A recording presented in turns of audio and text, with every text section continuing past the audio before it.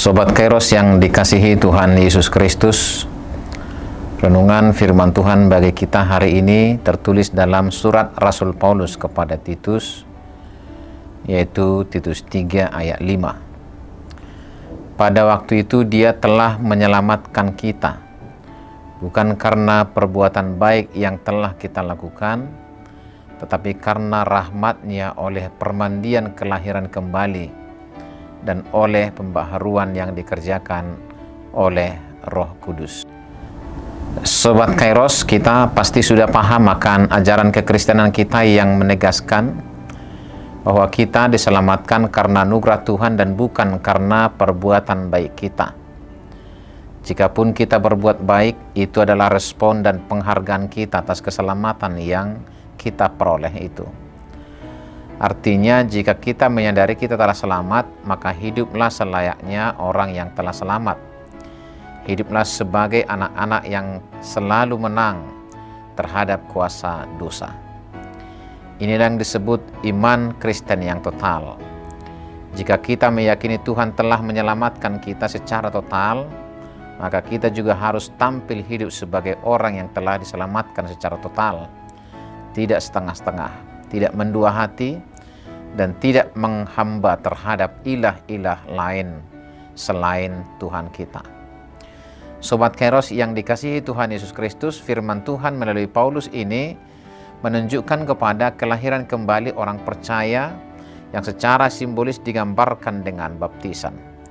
Namun yang paling menarik adalah ternyata pembaharuan hidup itu adalah karya Roh Kudus, bukan kekuatan pribadi seseorang. Artinya, kesedihan hati dikuasai oleh Roh Kudus adalah pintu awal menuju pembaharuan hidup. Dan pembaharuan itu akan dikerjakan oleh Roh Kudus dalam diri kita. Pembaharuan yang dikerjakan oleh Roh Kudus bukan semata soal pertobatan saja, melainkan secara terus-menerus Allah akan menyalurkan hidup damai ilahi secara berkesinambungan kepada orang percaya hingga menuju kehidupan yang kekal bersama Allah di sorga. Sobat Kairos yang dikasihi Tuhan Yesus Kristus, maka janganlah pernah mengandalkan kemampuan kita, bahkan dalam menjadikan diri lebih baik. Pintu utama yang benar adalah kesedihan hati dan ketaatan untuk dipimpin oleh Roh Kudus, yang adalah Allah sendiri. Artinya keselamatan yang diberikan melalui anugerah Tuhan akan bekerja sendiri, mengubah kita dalam kehidupan yang dikehendaki Tuhan dalam keselamatan itu. Keselamatan itu akan menuntun kita masuk ke dalam apa yang Paulus katakan dalam Roma 12 ayat 2, berubahlah oleh pembaharuan budimu. Pembaharuan budi yang adalah karya Roh Kudus akan menjadi kekuatan yang tidak ada habisnya untuk terus berjuang melawan keinginan dunia yang berlawanan dengan kehendak Allah yang Maha Kudus. Dan sekali lagi itu dibangun oleh kesadaran akan firman Tuhan hari ini yang berkata, pada waktu itu Dia telah menyelamatkan kita, bukan karena perbuatan baik yang telah kita lakukan, tapi karena rahmat-Nya oleh permandian kelahiran kembali dan oleh pembaharuan yang dikerjakan oleh Roh Kudus. Selamat beraktivitas Sobat Kairos. Tuhan Yesus memberkati kita semua. Amin.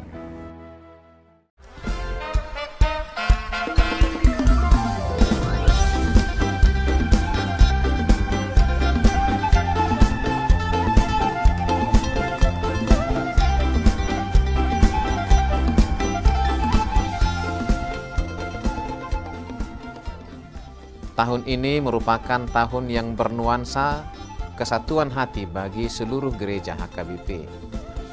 Kita telah menetapkan orientasi pelayanan tahun 2022 sebagai tahun kesehatian di bawah terang tema sehati sepikir dalam satu kasih, satu jiwa, dan satu tujuan dari Filipi 2 ayat 2. Dan subtema mewujudkan kesehatian dan kesetiakawanan bagi gereja, masyarakat, dan bangsa.